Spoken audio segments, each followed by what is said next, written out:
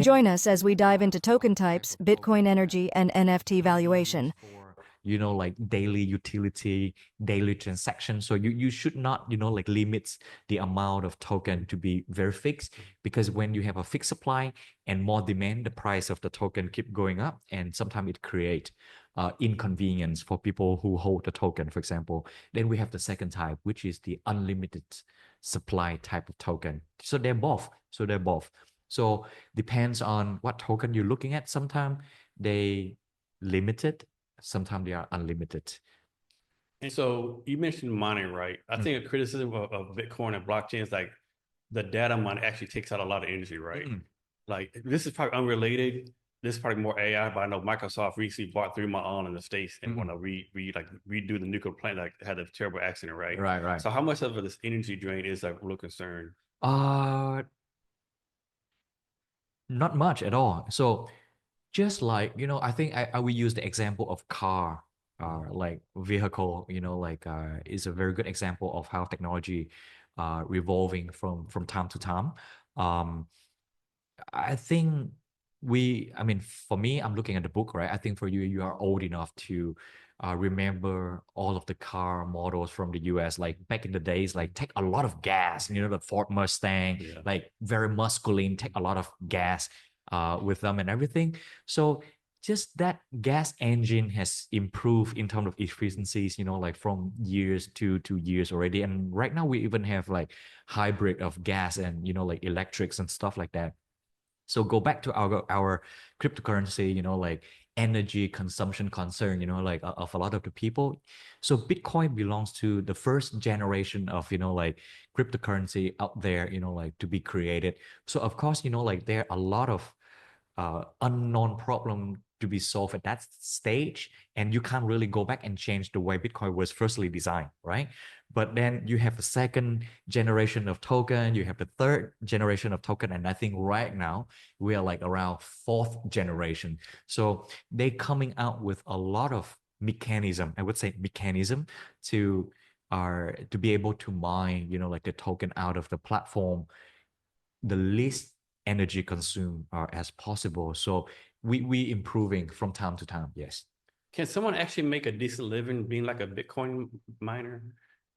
Absolutely, yes. Actually, it can be both. I wouldn't say career, but it's actually Like a night side hustle or something?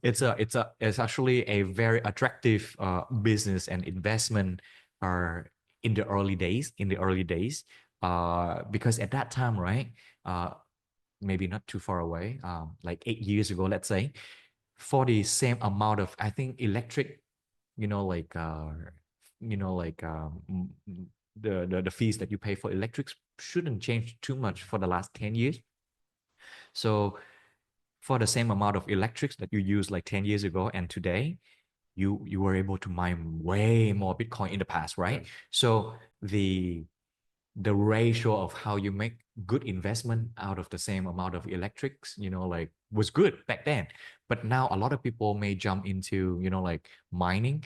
You have to do the math carefully because you still probably use the same amount of electrics, but the number of Bitcoin coming back to you is way less, for example. Yeah. But if you own like a mining farm or a factory with a lot of, like mining machine and stuff like that, I think it's still like a good business to jump in, but you have to do the math and everything carefully because it's not always come back like positive, I would say. Yeah. So do NFTs, are they involved in this thing? Can I was NFT? That's like a completely different subject. It's I would say it's a different feature that Okay. blockchain bringing in. So um, I think a good example, I think we mentioned about cryptocurrency and then we have NFT as well. So I think cryptocurrency is just like our money, right? If you have Bitcoin, your one Bitcoin uh, can be similar and exactly the same value as my one Bitcoin. Then, so there's 21 millions of them out there, right? But for the NFT, when we say NFT, it's non-fungible token. And make it short, that NFT will stand for like it's the only version of itself. So even if you own a similar look NFT as I do, your NFT ID should be number one, and my NFT ID should be number two. It never can be misplaced with each other. So NFT is a technology feature that blockchain bring around. It's very convenient for the purpose of identifying a unique ID for some things. And this can be applied for people, can be applied for devices, can be applied for records, housing, anything that you think that it should carry a unique ID of its own. It's like your day of birth, your address. I mean, no freaking way that you should have a house that have a similar address with the other, right? So anything that carry that unique ID, it's an NFT.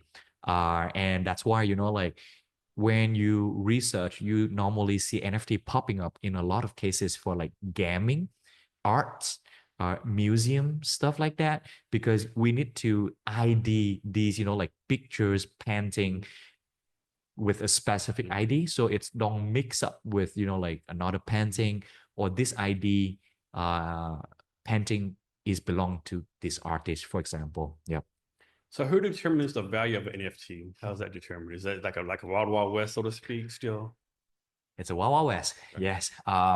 So because NFT is a unique state of its own, right? So how you build a value around something is really up for grab, but by design, right?